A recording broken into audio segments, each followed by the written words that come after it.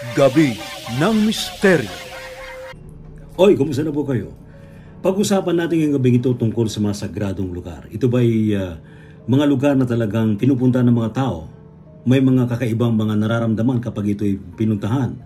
Tulad na lamang ng Bundok Panahaw, ng Ciudad Verdadero, ng mga simbahan, lalo na mga bahay-sambahan, mga lugar na kung saan nagtitipon ang mga grupong espiritual. Nagiging sagrado yan.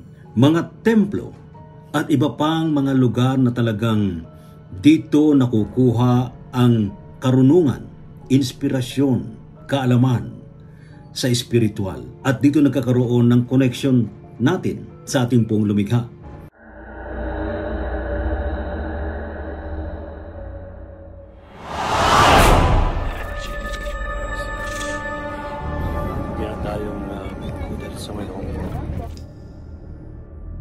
You can offer prayers. Wala namang mawawala niya. Flowers. They also burn incense. Diplomat Hotel? La North Cemetery.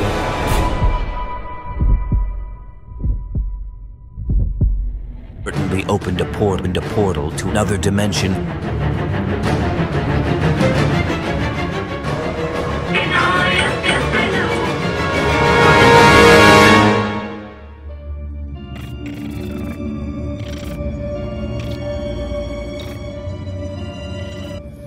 Mga kamisteryo, ngayong gabi ito pag-usapan natin tungkol sa mga sagradong lugar.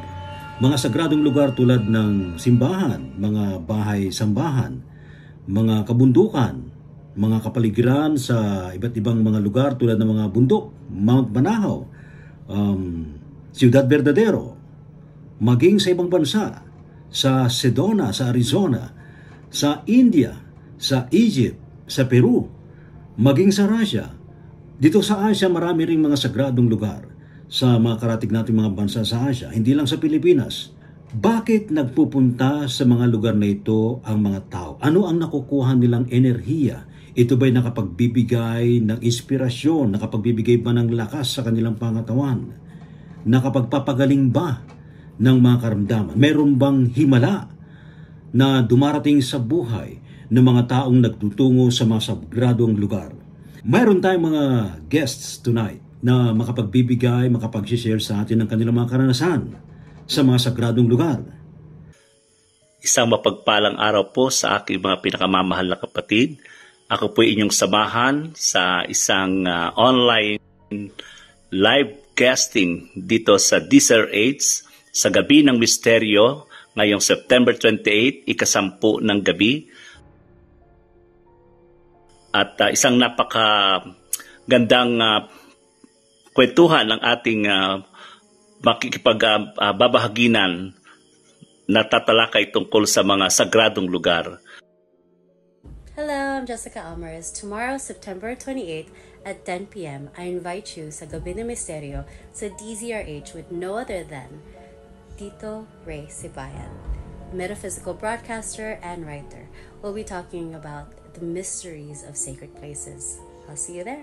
Namaste, si Kijing. Ako pala ito ng Spiritual Guide Philippines. Ayun, at muli, iniimbitahan ko po kayo manood sa Gabi ng Misteryo with Sir Ray T. Sibayan. At ang ating pag-uusapan ay yung mga sagradong lugar. Yun, so tayo marami-rami na ang ating napuntahan ng mga sagradong lugar. At yun po ang ating pag-uusapan. Mamaya po ito sa Gabi ng Misteryo, 10 p.m. to 11 p.m. See you mga masters. Namaste. Magandang araw po sa inyong lahat. Si Dr. Jo Villasano po ito, mamayang gabi sa programa ni Ray Sibayan. Magkita-kita tayong muli. Maganda po ang ating talakayan, yung mga sagradong lugar.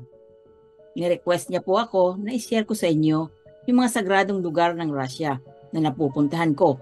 Lately po, napunta ako doon sa Lena River, kung saan makikita po ang napakaganda at ang tataas, malalakas na enerhiyang pillars of minerals. Makikita niyo po sa aking background. At ng mga nakaraang taon, kaming dalawa ni Ma'am Cora Guidote, napunta kami doon sa Baikal Lake at meron po doong dalawang malaking structure, mineral structure sa tabi ng lake na kung tawagin nila ay sacred stones na nagbabalanse ng enerhiya ng male at saka female. Pakiramdaman po natin ito. Mamaya makikita nyo sa programa ang mga pictures na to at tatalakayin natin ano ang natatanggap nating enerhiya kapag tayo'y pumupunta sa mga sagradong lugar o kaya sa mga simbahang malalakas ang enerhiya. Magkita-kita po tayo.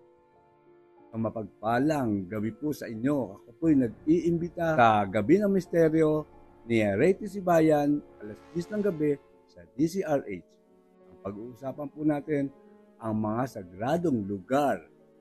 Tulad po nito, nandito ako ngayon sa Mount Banahaw para gumanap ng aking taunang debosyon tuwing dumadating ang aking kaarawan. Kaya abangan nyo ang pag-uusapan namin kung ano ang sagradong lugar na ito ng Mount Banahaw.